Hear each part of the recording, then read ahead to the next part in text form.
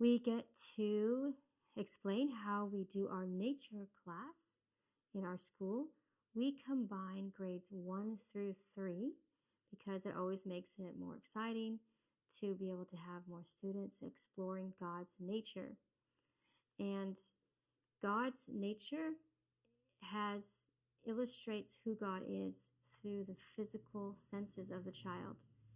The children get to hear with their ears, they get to see with their eyes, they get to touch with their fingers, the kind of like the mind of God. And they get to feel the atmosphere of God as long as you're pointing out the good in nature. And it can really speak to their heart and their soul. And you can use it as a great lesson book. So we have 3 separate years of curriculum because maybe you're, a homeschooler and you might want to use grade 1 for grade 1 and grade 2 for grade 2 and grade 3 for grade 3. But in this case, it really helps our school to have all 3 grades together in one book. So we rotate those 3 curriculums from over the years. So this is technically our grade 1 right here. This is technically our grade 1 nature study book, but we use it for the grades 1 through 3. It is called Nature Study, grades 1 through 2. And it is actually from the Detroit Public Schools. They actually had nature class back in the 1920s. What I love about this book is that it is sorted by seasons and months. It's so wonderful to have that sorted for you already, to know what are you going to be able to find in nature in the month of September. What are you going to be able to find and explore in nature in the month of October and November? We try to keep our children outside during this time. This is not a time to talk about nature. It's an actual time to be outside, even if it's cold and rainy. They can bring their umbrellas, they can bring their rain boots. Kids love to explore all types of nature if you get them used to it at a young age. So this is technically a 2-year program. You can see it says first grade A and B classes, second grade A and B classes, so it's technically for 2 years, but we use it for just 1 year. And there's a reason we do that. And that is because, so for instance, if you look in the month of September here, we have 11 topics. And most of the topics can at least be done for 2 or 3 days. So you technically have a full month of nature classes. Nature classes we do Monday through Thursday, Monday, Tuesday, Wednesday, and Thursday, 4 days a week. So you would need about 16, 17 class days. And so if each of these topics lasted 2 days, you would already right there have 22. But you never know if the weather is going to agree with you to be able to do that particular topic that you're on. And so, or that particular idea they give you in that topic. So you get to go look in this other September to see, what can I use in that September? So you have 13 here, 11 here, a total of 24 topics that usually can last 2 or 3 days. So that is quite a few ideas for you to do in September. And then October, November. Now you can see here that they were having a hard time in January thinking of topics for children to explore outside in nature. But there's 5 here. And if you flip over to the second year, there's 7 here. So that's 12. And so if you could find 2 ideas from each one, you technically have still 24 days worth of ideas for children to explore outside. Let's go ahead and look at one of these months and a topic. I'm going to go ahead and look in October. Let's go ahead and look in October. What will they give us to do in October? Here's October, topic 1. I'm going to go ahead and look at topic 4. Seeds, journeys to a new home.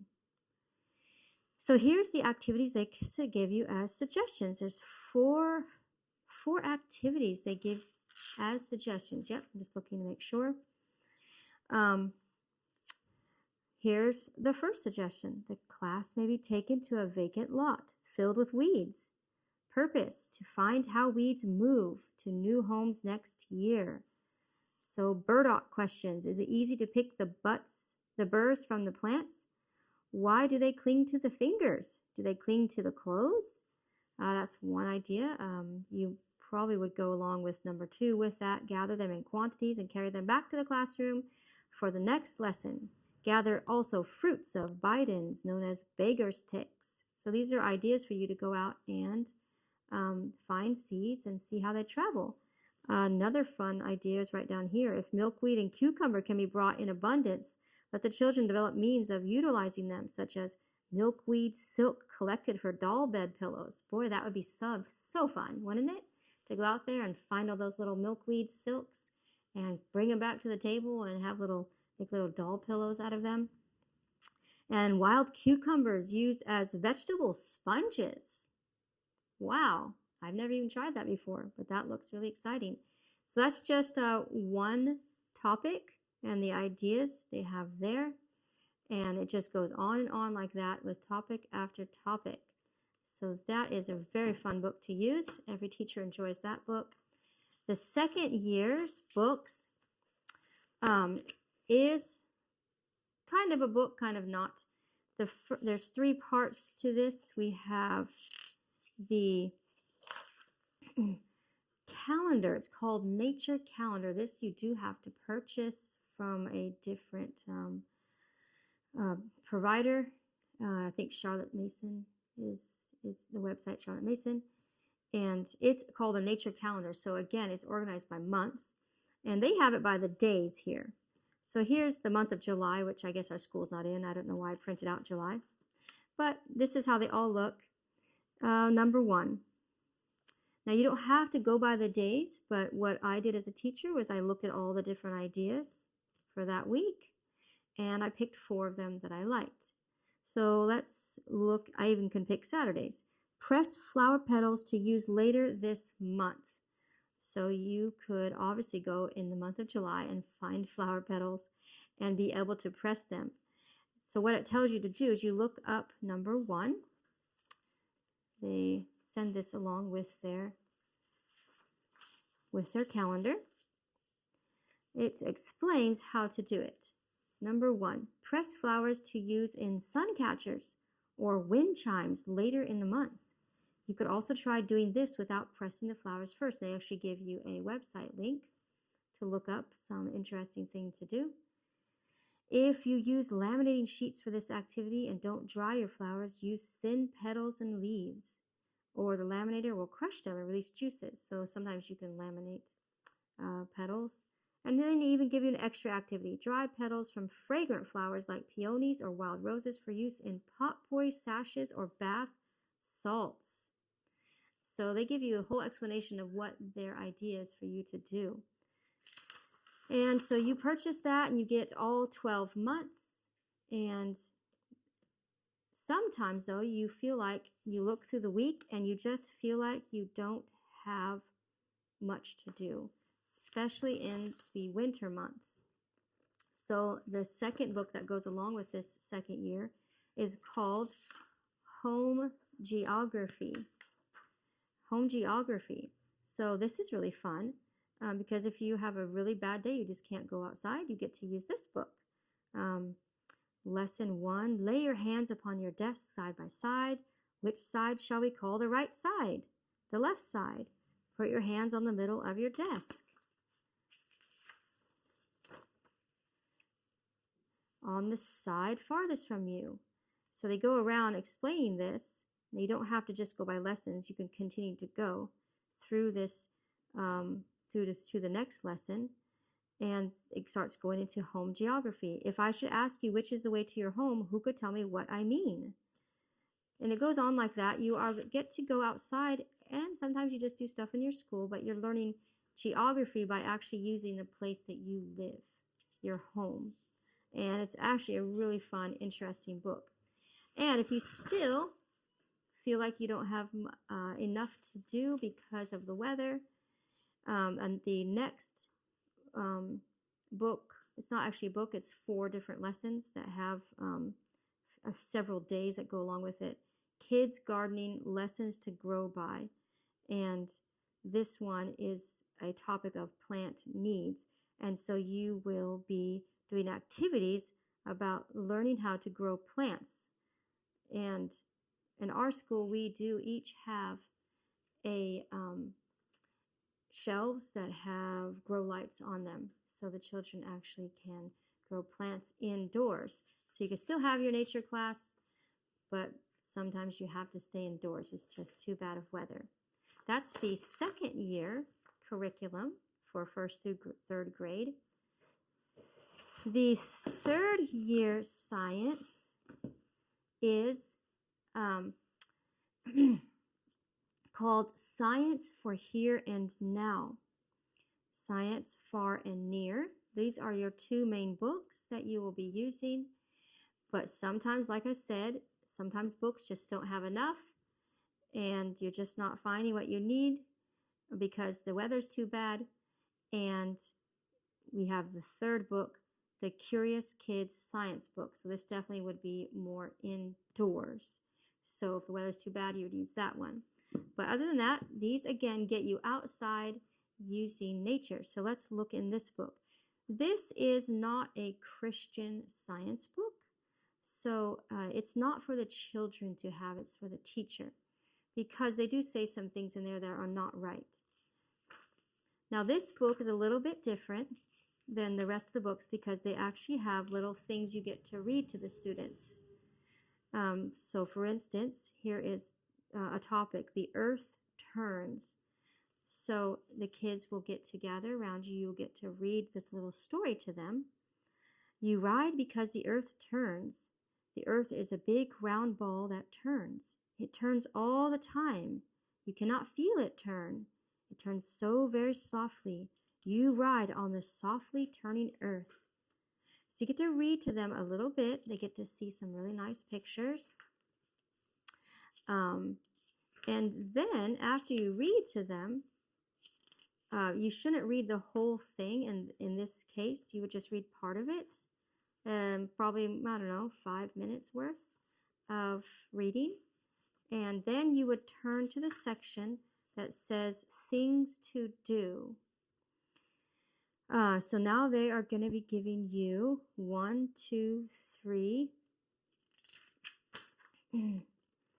And possibly these might work too, things to find out.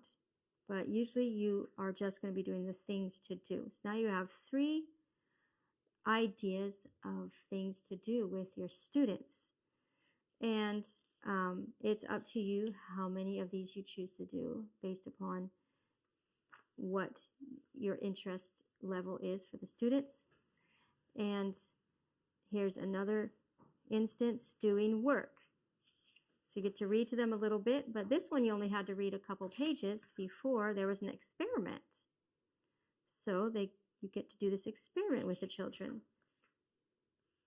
And here's another experiment. So nature class, well there's another book here. So that's technically a grade 2 book. So grade 3 book is very similar.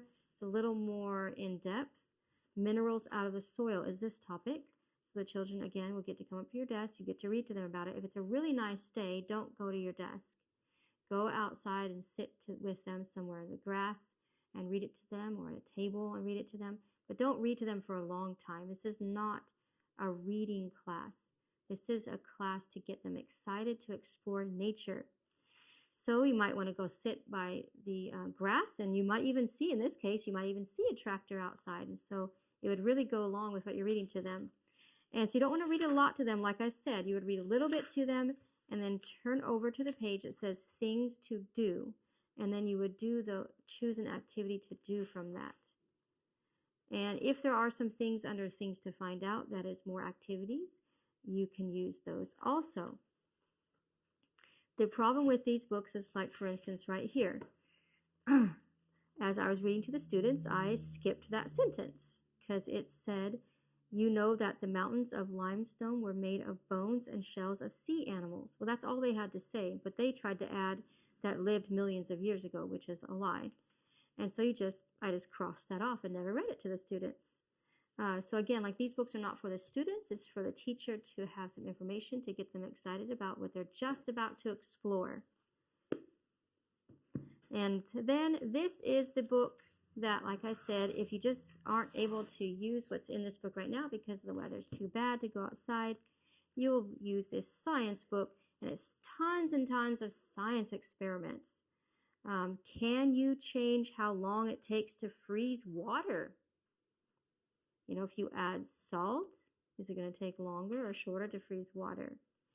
And so this is going to be all indoor science experiments. So you'll use this when you just feel like you can't go outside that day.